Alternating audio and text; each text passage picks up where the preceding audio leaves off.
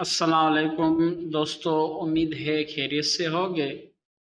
پشتہ جات کے ویڈیو چل رہے تھے، میں نے نیو اپنا چینل یہ بنایا ہے، تو اس لیے ویڈیوز کو لائک کیا کریں اور اس چینل کو سبسکرائب کیا کریں تاکہ مزید بہترین پشتہ جات اور گھریلو علاج کی جو ویڈیوز ہے وہ آپ تک میں پہنچا سکوں۔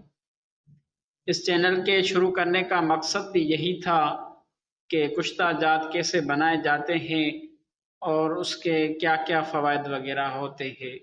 یہ بہت قدیم اور دقیق کام ہے، انتہائی مشکل ترین کاموں میں سے ایک کام ہے یہ یوں نہیں کہ بہت ہی آسان ہو کہ آپ دیکھتے ہی بنا لیں، اس کے لیے کافی محنت مشقت کرنی پڑتی ہے۔ اس لیے گزارش ہے کہ آپ ہمارے چینل کو سبسکرائب اور ویڈیو کو لائک کریں۔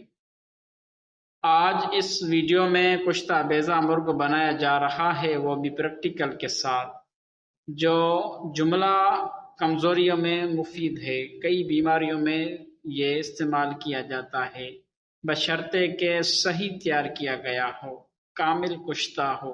چلو شروع کرتے ہیں ویڈیو کو کہ کس طرح کشتہ بیضہ مرغ بنایا جاتا ہے۔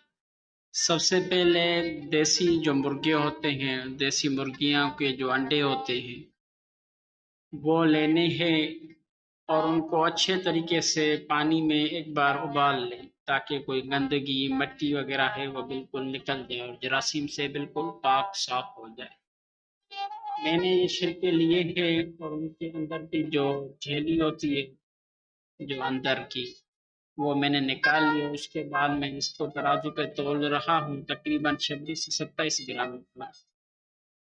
اس کے بعد اس کو اتنا کھرل کرنا ہے 2-3 دن تک کہ بالکل باریک مثل میدے کے آٹے کی طرح ہو جائے۔ بالکل اچھے طریقے سے رگڑائی کرنی ہے کہ بالکل یہ پاؤڈر آٹے کی مثل ہو جائے۔ اس کے لیے 1-2 دن محنت لگتی ہے اور اس میں آپ تھوڑا تھوڑا پانی ملا کر بھی کھرل کر سکتے ہیں یا لیمبو کا پانی نکال کر وہ بھی ڈال سکتے ہیں۔ جب بالکل میدے کی مثل ہو جائے تو ایک مٹی کے برتن میں اس پاؤڈر کو ڈال لینا ہے تاکہ ہم اس کو گل حکمت کر کے 5 سے 6 سیر اوپلوں کی آگ دیں۔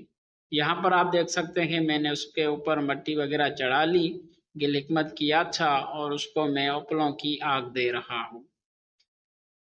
کشتہ بیضہ مرغ اور جو انڈے کے چھلکے ہوتے ہیں وہ بالکل نازک ہوتے ہیں، انتہائی نازک ہوتے ہیں۔ بہت ہی ہلکی آگ پر وہ کشتہ بننے کے لیے تیار ہو جاتا ہے، تو اس کے لیے صرف اور صرف 5 کلو اوپلوں کی آگ دینی ہے، زیادہ نہیں دینی ہے۔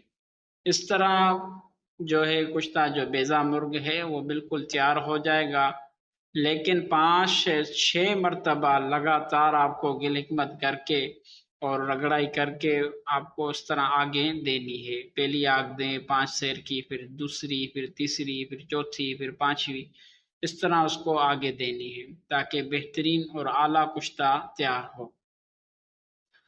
جب آگ ٹھنڈی ہو جائے اپنا کشتہ نکال لیں برتن کو توڑ کر اور اس کو کھرل کر کے دیکھیں کہ جیسے ہی بالکل میدے کی مثل اور جیسے غبار ہوتی ہے مٹی کی غبار، بہت ہی باریک اور بالکل انتہائی نرم ہلکا آپ کو نظر آئے تو یقین کر لیں کہ آپ کا کشتہ بیضہ مرغ تیار ہے، جو کئی بیماریوں کئی کمزوریوں کے لیے علاج بنتا ہے۔ سب سے پہلے نمبر پر جو اس کا فائدہ ہے وہ یہ ہے کہ قدرتی کیلشیم کا یہ خزانہ ہے۔ انڈے کے چھلکے میں 90 سے 95 کیلشیم کاربونیٹ ہوتا ہے جو کشتہ کی شکل میں جسم کو بہترین جذب کے ساتھ ملتا ہے، جو ہڈیوں، جوڑوں اور دانتوں کی مضبوطی میں نہایت مفید ہے۔